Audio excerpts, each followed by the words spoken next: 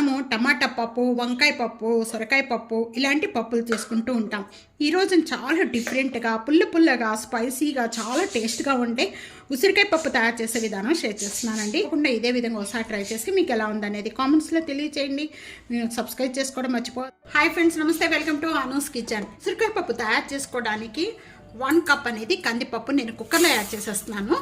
ఇది ఒక 3-4 టైమ్స్ వరకు కూడా బాగా క్లీన్ చేసుకోవాలి. కందిపప్పు 3-4 టైమ్స్ వరకు కూడా బాగా క్లీన్ చేసుకున్న తర్వాత ఇవి మొత్తం ఒక ఉల్లిపాయ, 4 పచ్చిమిర్చి యాడ్ చేసేస్తున్నాను. ఒక టమాటా, 2 కప్పులు ఉసిరికాయ పీసెస్ ఇంట్లో యాడ్ చేసేస్తున్నాను. చిన్న ఉసిరికాయ అంత చింతపండు దీంట్లోనే. మనం ఏ కప్పు అయితే కందిపప్పు తీసుకున్నామో సేమ్ కప్తోనే 3 కప్స్ వాటర్ యాడ్ చేస్తున్నాను. 1 టేబుల్ స్పూన్ ఆయిల్ యాడ్ చేస్తున్నాను. ఈ ఆయిల్ యాడ్ చేయడం వల్ల పైన పొంగకుండా ఉంటుందండి. కుక్కర్ మూత పెట్టేసుకుందాము. ఒక 4 విజిల్స్ వచ్చే వరకు కూడా కుక్ చేసుకోవాలి. విజిల్ బాగా చల్లారిపోయింది. ఇప్పుడు ఓపెన్ చేద్దాం. ఇది కొద్దిగా వాటర్ ఉంటాయి. ఆ వాటర్ అనేది వేరే గిన్నెలోకి ఈ విధంగా సపరేట్గా చేసేసుకుందాం. అనేది బాగా మెత్తగా మెదుపుకోవాలి. 1/2 టేబుల్ స్పూన్ పసుపు యాడ్ చేస్తున్నాను. రుచికి సరిపడా salt, 1.5 table spoon salt add చేస్తాను. 1 టేబుల్ స్పూన్ కారం. ఇవన్నీ యాడ్ చేసిన వెంటనే కూడా ఒకసారి బాగా మెత్తగా మెదుపుకుందాం. ఒక 1/2 గ్లాస్ వాటర్ యాడ్ చేస్తున్నాను.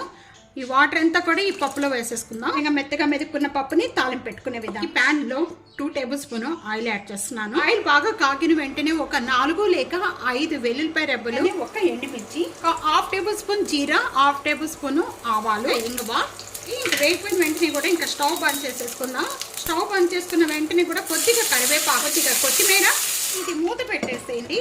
మూత పెట్టేయటం వల్ల ఈ పప్పులో ఉన్న స్మెల్ అంతా కూడా బయటికి పోకుండా పప్పు మరింత టేస్ట్ వస్తుంది. ఇలా ఇప్పుడు ఓపెన్ చేద్దాం. ఇదంతా కూడా తాలింపు అంతా ఒకసారి బాగా కలుపుకుందాం. ఇది తప్పకుండా ఇదే విధంగా ట్రై చేయండి. చాలా టేస్ట్గా ఉంటుంది. ఇది అన్నిట్లో కూడా తీసుకోవచ్చండి. ఇడ్లీ, దోశ, మనకి రైస్లోకి అన్నిట్లో కూడా బాగుంటుంది. మీకు ఎలా ఉందనేది కామెంట్స్లో తెలియచేయండి.